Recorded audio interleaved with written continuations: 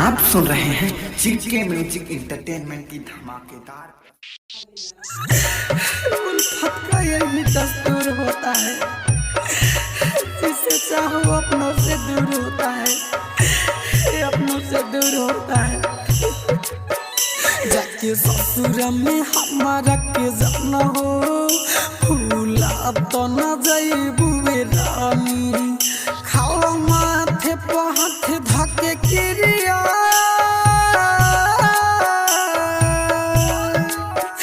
खाओ माथे पे हाथ धके किरिया।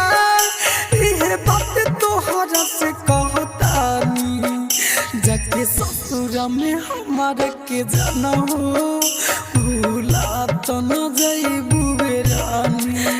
प्यार किया बदनाम हो गए, चर्चे हमारे सरेआम हो गए।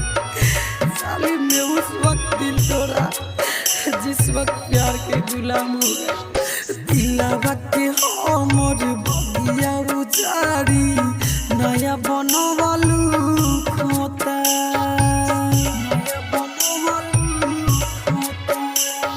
नैना से हमर बहकालो रवा, दिल के दुख बड़ी होता। भगवान निदरा दीवारे,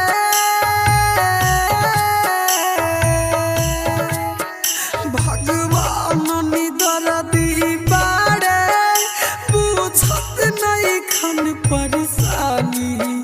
जाके ससुर में हमारा के जाना हो, भूला तो न जाइबुए रानी।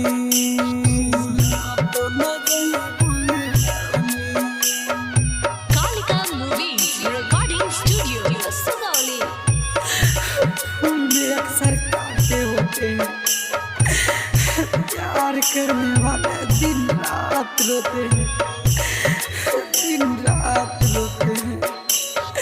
राइटर जाइन पप्पू नित सके, बन गइलो दिल जानी, बन गइलो दिल जानी।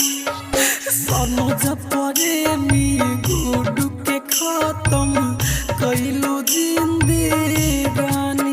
लागे तो हके देखले बिना अखिया,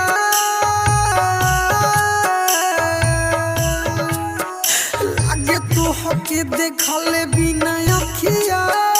अब तरस के पड़ी रानी, जाके ससुर में हमारा के जाना हो, भूला तो न जाइब